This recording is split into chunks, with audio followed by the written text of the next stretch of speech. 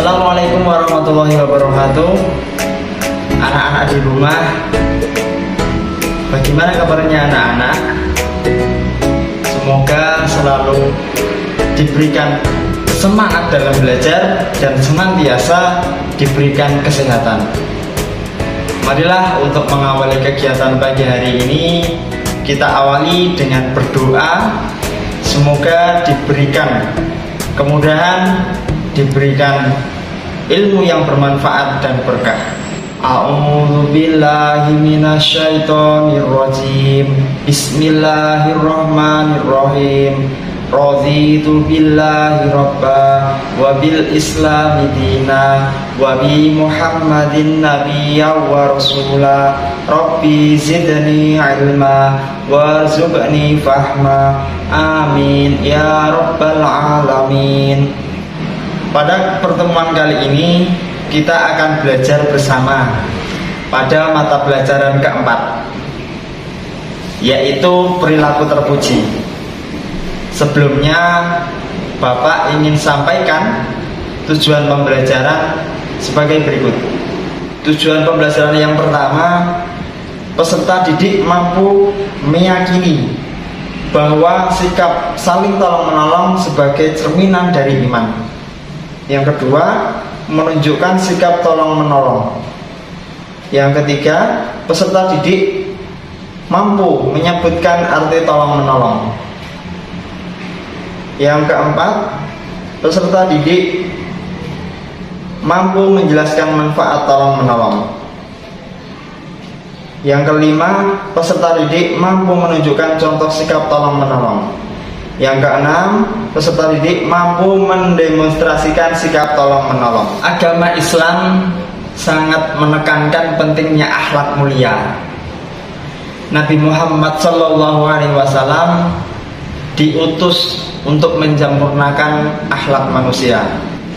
Manusia makhluk paling sempurna. Manusia diberikan kebebasan untuk berbuat sesuatu yang baik. Manusia juga tidak bisa hidup sendiri. Manusia selalu membutuhkan orang lain, disebut makhluk sosial.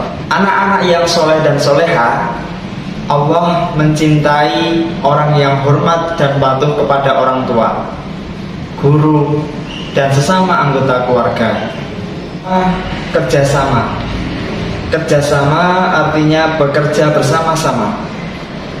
Kerjasama membuat pekerjaan berat menjadi ringan. Pekerjaan juga menjadi cepat selesai. Kerjasama dianjurkan untuk hal-hal yang baik. Kerjasama membuat persaudaraan semakin erat. Hal ini telah dicontohkan oleh kaum Muhajirin dan Ansor. Ketika kaum Muhajirin Mekah hijrah ke Madinah, kaum Ansor Madinah ikhlas memberikan pertolongan. Mereka bekerja sama dan saling tolong-menolong demi agama Islam. Berkat kerjasama, agama Islam berkembang pesat di kota Mekah. Anak-anak yang soleh dan solehah, pekerjaan yang dilakukan bersama-sama itu indah. Kerjasama dengan anggota keluarga, membantu pekerjaan orang tua di rumah, kerjasama dengan teman-teman, mengerjakan tugas sekolah. Anak-anak, marilah cermati gambar berikut. Contoh kerjasama. Yang pertama, kerjasama di lingkungan rumah. Rumah sebagai tempat tinggal harus selalu bersih. Rumah yang bersih membuat betah orang yang menghuninya. Seluruh anggota keluarga harus bekerja sama dalam membersihkan dan menjaga rumah kita. Misalnya menyapu, mengepel, membersihkan tempat tidur dan lain sebagainya. Yang kedua, kerjasama di lingkungan sekolah. Sekolah tempat menuntut ilmu anak-anak. Di lingkungan sekolah harus dipelihara. Ketika kita menjaganya, ketika kita merawatnya, insya Allah dijaga dengan keindahan dan kebersihannya. Perlu kerjasama untuk menjaga dan memelihara lingkungan sekolah. Misalnya bekerjasama dalam regu piket kebersihan.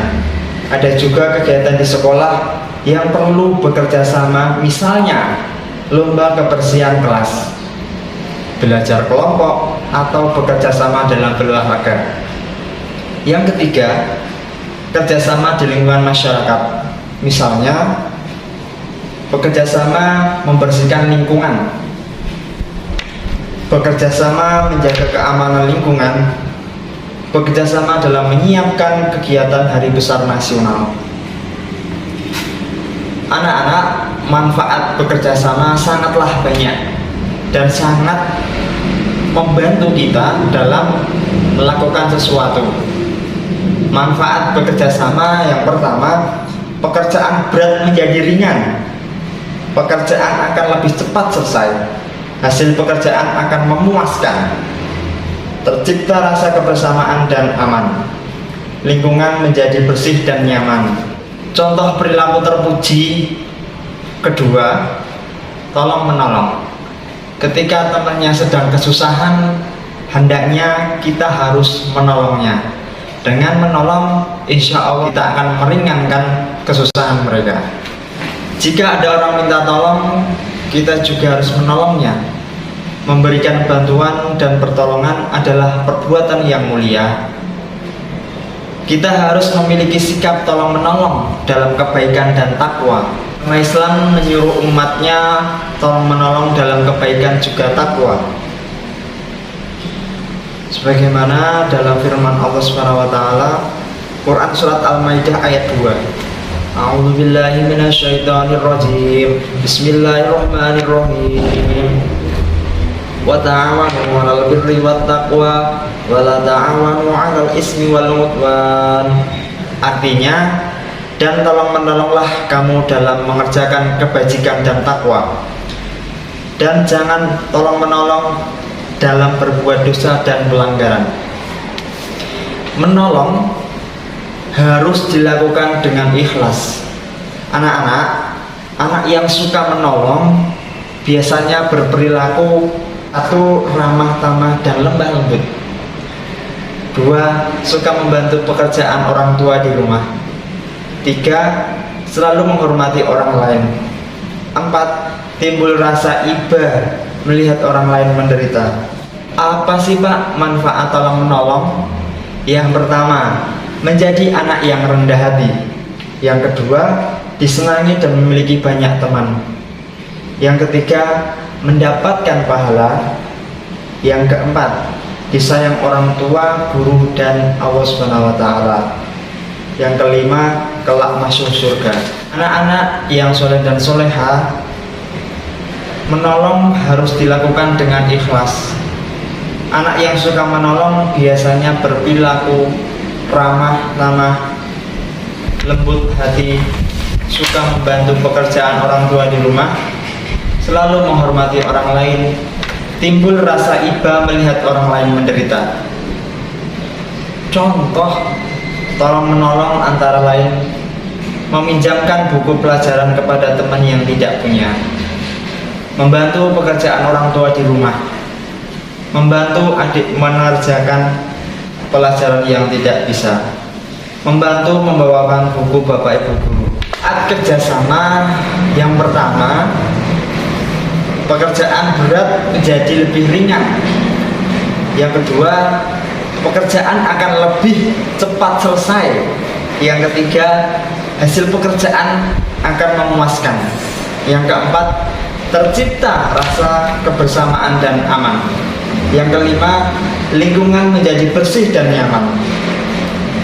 Anak-anak yang soleh dan soleha, kerjasama tidak boleh dilakukan untuk hal yang tidak terpuji. Bekerja sama membantu kejahatan, ikut menanggung dosa mereka. Demikianlah itu tadi anak-anak perilaku terpuji. Yang pertama, kerjasama. Yang kedua, tolong menolong. Berbuat baiklah kepada orang lain dengan bekerja sama. Berbuat baiklah kepada orang lain dengan tolong menolong. Ketika kita saling bekerja sama, semua akan menjadi ringan, semua akan menjadi senang, semua akan menjadi gembira. Ketika kita saling tolong menolong, membantu orang lain, meringankan pekerjaan orang lain, insya Allah kita akan mendapatkan pertolongan di suatu hari nanti. Maka dari itu anak-anak, berbuat baiklah kepada orang lain. Jangan menunggu orang lain berbuat baik kepada kita, tapi kita sibuklah untuk berbuat baik kepada orang lain. Demikianlah anak-anak, semoga materi kali ini berkah dan manfaat. Pesan Bapak, jangan lupa di rumah selalu menerapkan protokol kesehatan 5M plus 1D dan selalu melaksanakan ibadah sholat 5 waktu. Kita akhiri dengan berdoa, Alhamdulillahirabbil alamin. Subhanakallahumma rabbana wa bihamdika asyhadu an la ilaha illa anta astaghfiruka wa atubu ilaik. Wallahul muwaffiq ila aqwamit thoriq. Wassalamualaikum warahmatullahi wabarakatuh. Semangat belajar.